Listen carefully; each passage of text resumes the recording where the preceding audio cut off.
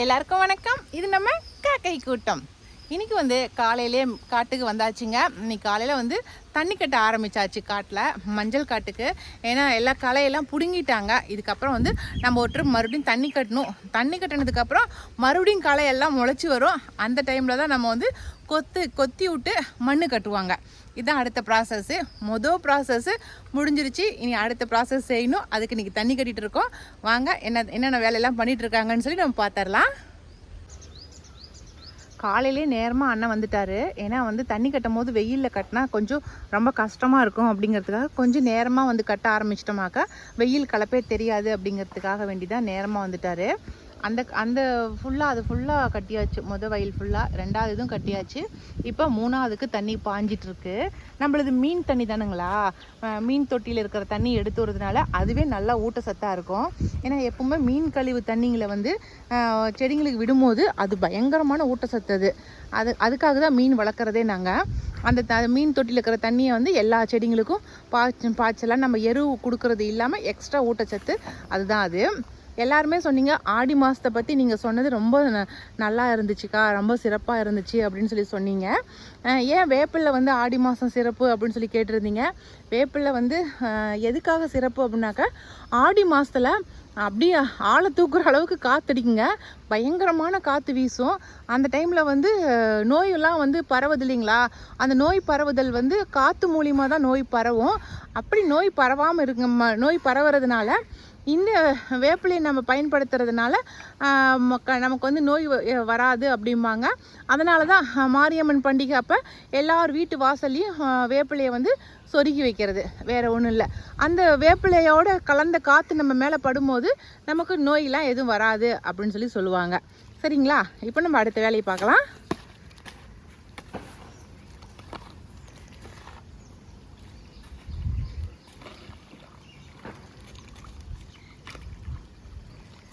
இன்னும் ஒரு லைன் தான் இருக்குது. கட்டிட்டாக்கா வேலை முடிஞ்சுது.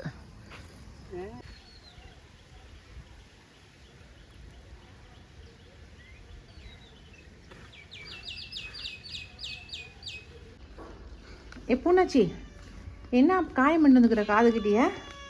ஓ டூ என்னடா இவ்வளோ பெரிய காயத்தை பண்ணிருந்துக்குது. இங்கே பாருங்களேன் எவ்வளோ பெரிய காயன்னு ஓடுது பாரு. இது காதுகிட்ட தலைக்கிட்ட எல்லாம் காயம்.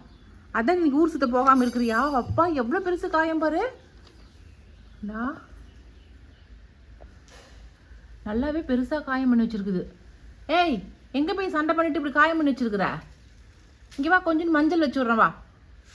இங்கே பாருடா எவ்வளோ பெரிய காயம். இங்கே பாரு, இதா மண்டைக்கிட்டேய காதுகிட்ட பாரு எவ்வளோ பெரிய காயன்னு. இல்லை சண்டை பண்ணிக்கிச்சிங்களா எடுக்குது. அதனால தான் துரை எங்கேயும் ஊர் சுத்த போகாமல் இங்கேயே படுத்துட்டு ஒய்யின்ட்டுக்குது. இல்லைன்னா இந்நேரம் விதிகள் இருக்குமா? இந்நேரம் பறந்து கட்டிட்டு ஓடி போயிருக்கும் காலைல சோறு போட்ட வேகத்தில். இது வரேன், உனக்கு மஞ்சள் வச்சு விட்றேன். இது இன்றைக்கி மதியத்துக்கு மேலே எங்களுக்கு என்ன வேலை அப்படின்னாக்கா, நீங்கள் கொடுத்த ஆர்டரை வந்து பேக் பண்ணுறது தாங்க எங்களுக்கு வேலையை. ஒரு கொஞ்சம் தான் நாங்கள் பேக் பண்ணியிருக்கோம். ஏன்னா கவரில் பேக் பண்ணோம், அதுக்கப்புறம் அட்டைப்பட்டியில் பேக் பண்ணோம், அதுக்கப்புறம் அட்ரஸை ஒட்டணும். நாங்கள் தான் சொல்லியிருக்கோம் இல்லைங்களா, யாரும் வேலைக்கு ஆட்கள்லாம் கிடையாது, நாங்களே தான் செய்யணும் அப்படின்னு சொல்லிட்டு. நான் எங்கள் வீட்டுக்காரர் ஐயனார் 3 பேருமே தான் செய்கிறதா இருந்துச்சு. அதனால் இன்றைக்கி வந்து ஒரு 50 பேக்கெட் பண்ணிட்டோம். கவர் போட்டு எல்லாமே பண்ணி இன்றைக்கி ஒரு 50 வந்து பார்சல் அனுப்ப போகிறோம். அதான் உங்ககிட்ட காட்ட போகிறேன். திங்கக்கிழமை இன்றைக்கி திங்கக்கிழமை 50 பேர்த்துக்கு அனுப்புகிறோம். செவ்வாய்க்கிழமை இல்லைன்னா புதன்கிழமை வந்து சேர்ந்துடும். சரிங்களா, ஒவ்வொரு பேட்சாக கொஞ்சம் பேர்த்துக்கு நாங்கள் எங்களால் முடிஞ்ச அளவுக்கு அமுச்சுக்கிட்டே இருக்கிறோம். சரிங்களா, என்னடா காசு போட்டோம் இன்னும் வரலையே நினைக்காதீங்க. நாங்கள் ஆட்கள் கொஞ்சம் பேர் தான் இருக்கோம். அதனால் எங்களால் முடிஞ்ச அளவுக்கு அமுச்சுக்கிட்டே இருக்கோம். டெய்லிக்கு கொஞ்சம் அமுச்சு வச்சிடுறோம். சரிங்களா, பேக்கிங் ஆனது இதுதான். கொஞ்சம் வந்து 1/2 kg பண்ணியிருக்கிறோம், 1 kg பண்ணியிருக்கிறோம், 2 kg பண்ணியிருக்கோம். அதனால் கலந்து தான் எல்லாம் ஆர்டர் கொடுத்தது பிரகாரம் அப்படியே நாங்கள் வந்து பண்ணியாச்சு. இப்போ ஃபஸ்ட்டு இன்றைக்கி வந்து பேக்கிங் ஆகி போகிறது இந்த பேக்கிங் தான். இதுதான் இது வந்து எடுத்துகிட்டு போகிறேன்னு சொல்லியிருக்காங்க. அதனால் எல்லாம் ஆல்ரெடி ரெடியாகி நிற்கிறாங்க. உங்கள் வீட்டுக்கு வரத்துக்காகவே அவங்க ரெடியாக இருக்காங்க. நம்ம வீட்டில் இருக்கிற செம்பருத்தி பூச்செடி தாங்க இது ஒரு ஆரஞ்சு கலரில் ஃபேண்டா கலர், ஆரஞ்சு கலர் கூட இல்லை, ஃபேண்டா கலர் பாருங்கள். ரொம்ப அழகாக இருக்குல்ல. ஆனால் செடி முழுக்க பூவாக இருக்குதுங்க. பார்க்கவே ரொம்ப அழகாக இருக்குது. அப்படியே க்ரீன் கலரில், அது ஆரஞ்சு கலர், க்ரீன் கலர் இலையில நடுகாண்டு அந்த பூ ஆரஞ்சு கலராக பூத்துருக்கிறது அவ்வளோ சூப்பராக இருக்குது உண்மையாலுமே. ஆனால் நல்லா வெயிலில் தான் வச்சுருக்கேன். நல்லா நிறக்க பூ பூத்துருக்கு. சூப்பராக இருக்குல்ல.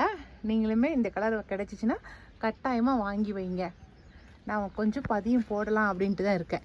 இதில் நான் இன்னும் ஒன்று கூட பதியம் போடலை. இதுக்கு மேலே போட்டு வைக்கிறேன். சூப்பர். மேல்காட்டுக்கு வந்ததே வந்தோம். அப்படியே புடலங்காய் 2 இருக்குதுங்க. ஆமாண்ணா, ஒசக்க இருக்கிறதா நல்லா முத்தி இருக்குது. அந்த காயும் பறிச்சிடலாம். பாருங்க, கீழாப்பில் ஒன்று தொங்குது பாருங்க. இதுவும் பறிச்சிடலாம். இந்த காய் தான் சின்ன காயாக இருக்குது. அதெல்லாம் பிஞ்சாக இருக்குது. அடுத்து பாருங்க, அதுவே தானாக உளுந்து முளைச்சி அதுவே வந்துட்டுருக்கு. எந்த ஒரு பராமரிப்புமே கிடையாதுங்க. அதுவாக விதை முழுந்து முளைக்குது. அதுவாக செடி மறுபடியும் போயிட்டுருக்குது. பந்தல் மட்டும் ஒரு ட்ரிப் நான் போட்டு விட்டேன், அவ்வளோதான். இது மாதிரி பர்மனெண்ட்டாக ஒரு பந்தல் போட்டு ஒரு விதையை நீங்கள் விதைச்சி விட்டிங்கன்னா அது வருஷம் பூரா உங்களுக்கு காய்ப்பு கொடுத்துக்கிட்டே இருக்கும். உங்களுக்கு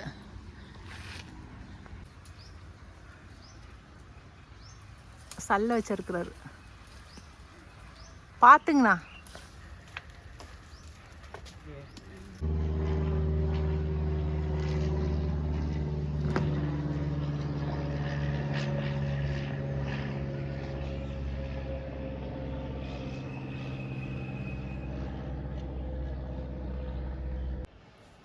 இப்போ சாயந்தரம் ஆயிடுச்சுங்க. சாயந்தரம் ஆனாலே நம்ம டியூட்டி என்னென்னா, விகாஸ் தம்பிக்கு ஏதாவது ஸ்நாக்ஸ் செய்யணும். சட்டுன்னு ஒரு ஸ்நாக்ஸ் செய்யணும்னா அது ரவையை வச்சு மட்டும்தாங்க செய்ய முடியும். அதனால தான் ரவையை எடுத்து வச்சுருக்கேன். 1 கப்பு ரவை, அதுக்கப்புறம் 1/4 கப்பு மைதா மாவு, 1/4 கப்பு அரிசி மாவுங்க, ஒரு 3/4 கப்பு தயிர். இவ்வளோ தான் எடுத்து வச்சுருக்கேன். இப்போயும் உங்களுக்கு தெரிஞ்சிருக்கும் ரவா போண்டா சுட போகிறது இந்த சுமதி அம்மா அப்படின்னு. ஆமாங்க, ரவா போண்டா தான் சுட போகிறேன். அதுதான் ஈஸியான வேலை. ரவையை 1 கப்பு ரவையை எடுத்து கொட்டிடலாம். அதுக்கப்புறம் இந்த 3 ஐட்டத்தையும் எடுத்து கொட்டிட வேண்டியதுதாங்க.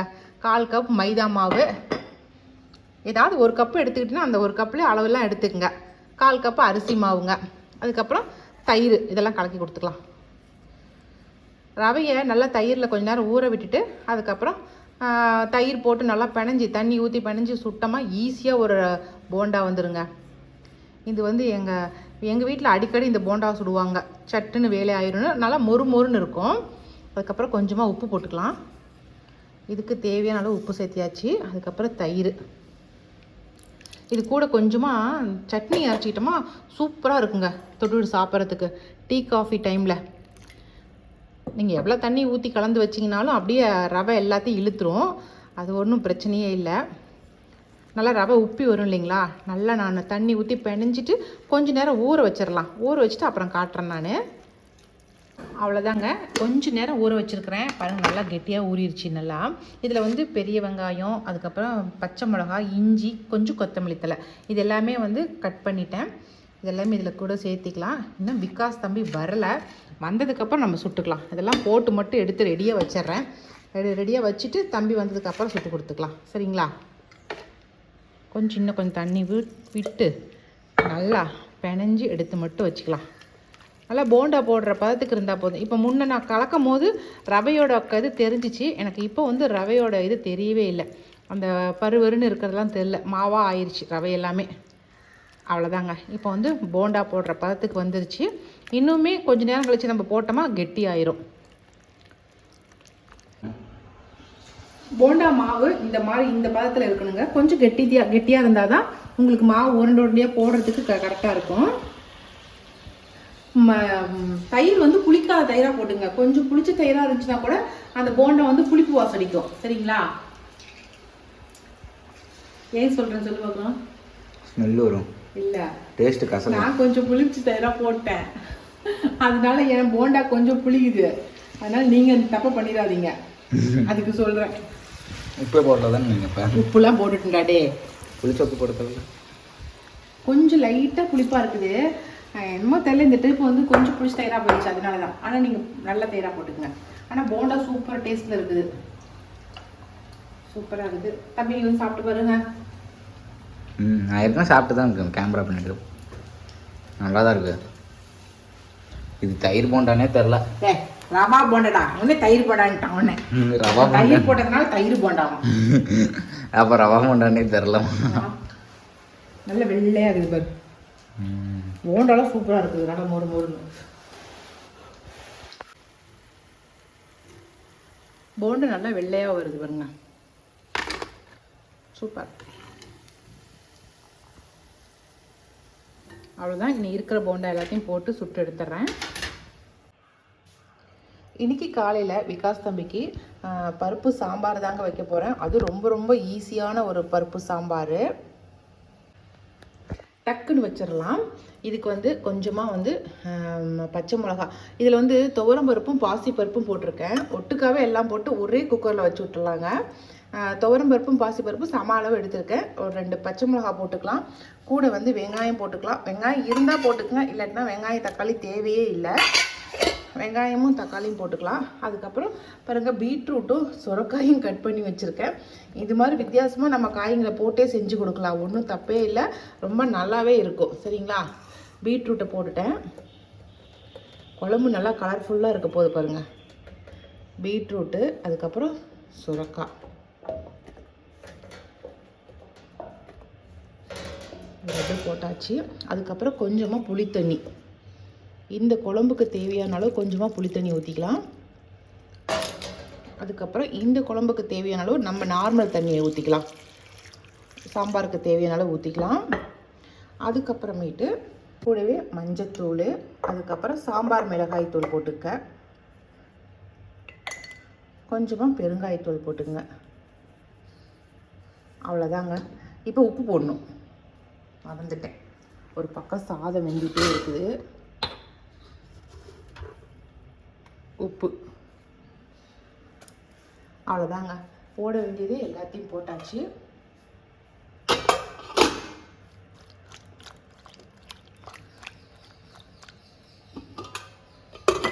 மூடி போட்டு ஒரு 3 விசில் விட்டோமாக்கா நமக்கு சாம்பார் ரெடி ஆயிரும்.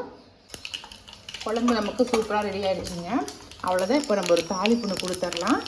சும்மா கடுகு, சீரகம், கடலைப்பருப்பு போட்டு கருவேப்பிலையை போட்டு தாளிச்சிட வேண்டியதுதான். நம்ம துவரம்பருப்பு போட்டதுனால துவரம்பருப்பு அரைப்படாத மாதிரி இருக்குது. ஆனால் நீங்கள் வெறும் பாசிப்பருப்பு மட்டும் போட்டு செஞ்சீங்கன்னா உங்களுக்கு கொஞ்சம் பக்காவாக இருக்கும். உங்களுக்கு நாங்கள் அப்படியே துவரம்பருப்பு அரைப்படாமல் இருந்தாலும் அப்படியே சாப்பிட்டுக்குவோம். ஆனால் உங்களுக்கு அப்படியே கடைஞ்சி சாப்பிட்டா தான் நல்லாயிருக்கும் அப்படின்னு நினச்சிங்கனாக்கா நீங்கள் பாசிப்பருப்பு மட்டும் போட்டுக்கலாம். சரிங்களா? கொஞ்சமாக நெய் விட்டுக்கிறேன். அவ்வளோதாங்க. சாம்பார் இப்போ நான் எடுத்து காட்டுறேன். அப்படியே நம்ம சாதத்தோடு போட்டு பிடைச்சி சாப்பிட்டா ரொம்ப நல்லா இருக்குங்க. ஒன்றும் உங்களுக்கு பருப்பு கடையாமல் நம்ம பண்ணினதெல்லாம் ஒன்றுமே தெரியாது. நல்லா குழஞ்சி வெந்துடுது இல்லைங்களா? அப்போ நம்ம சாதத்தோடு போட்டு பிணைஞ்சி சாப்பிடும்போது ஒன்றுமே தெரியாது. லைட்டாக இனிப்போட அந்த காரத்தோட சூப்பராகவே இருக்கும். ஒரு ட்ரிப் ட்ரை பண்ணி பாருங்கள். ஓகே, அவ்வளோதான். நான் விகாஸ்க்கெல்லாம் பேக் பண்ணிடுறேன். அவ்வளோதாங்க. விகாஸுடைய லஞ்ச் எல்லாமே ரெடி பண்ணிட்டேன். நம்ம சாதம் செஞ்சிருந்தீங்களா, பீட்ரூட் பருப்பு குழம்பு, அந்த பருப்பு குழம்பு ஊற்றி அப்படியே சாதம் கிளறி வச்சுட்டேன். அதுக்கப்புறம் காலிஃப்ளவர், வெறும் காலிஃப்ளவர் மட்டும் இரும்பு வானலில் போட்டு அப்படியே வணக்கி விட்டு மிளகாய்த்தூளும் மஞ்சத்தூள் உப்பு மட்டும் போட்டு அப்படியே ஃப்ரை பண்ணியிருக்கேன். இந்த மாதிரி செஞ்சால் ரொம்ப டேஸ்ட்டாக இருக்கும். கூட கொஞ்சமாக தயிர் மட்டும் ஊற்றிக்கணும் அதை வணக்கிறதுக்கு. அவ்வளோதான். அப்புறம் பேட் அப்பளம். இன்னைக்கு காலைல டிஃபனுக்கு தம்பிக்கு பூரி, டிசைனாக பூரி, ஆளுக்கு ஒரு பூரி குட்டி குட்டியாக எடுத்து கொடுத்துருவோம் இல்லைங்களா பசங்களுக்கு. அதுக்காக இந்த ஐடியா. உள்ளே கொஞ்சம் பெரிய பூரியாக வச்சுருக்கிறேன். நல்லா வட்டமாக பெரிய பூரி வச்சுருக்கேன். அதுக்கு உருளைக்கிழங்கு குருமா வச்சுருக்கேன். சும்மா சிம்பிளான டிஷ் தான் காலையில். அவ்வளோதான் காலை டிஃபனு. இந்த டிஃபன் பாக்ஸ் வாங்கினதுக்கப்புறம் எனக்கு ரொம்ப ஈஸியாக இருக்குதுங்க. எல்லாத்தையும் காலை டிஃபன் ஒரு பாக்ஸு, லஞ்ச் ஒரு பாக்ஸ், 2 பாக்ஸில் எனக்கு முடிஞ்சிருது எனக்கு. அதுக்கப்புறம் கொஞ்சமாக தயிர் சாதம். எது சாப்பிட்டாலும் கொஞ்சம் தயிர் சாதம் சாப்பிட்ணுன்னு ஸ்வேதா அடிக்கடி சொல்லுவாள். அதுக்காகவே தயிர் சாதம். அவ்வளோதாங்க. இது 3 தான் இவனுக்கு இன்றைக்கி டிஃபனும் லஞ்சும். எல்லாத்தையும் பேக் பண்ணி எடுத்து அனுப்பிச்சி விட்றலாம்.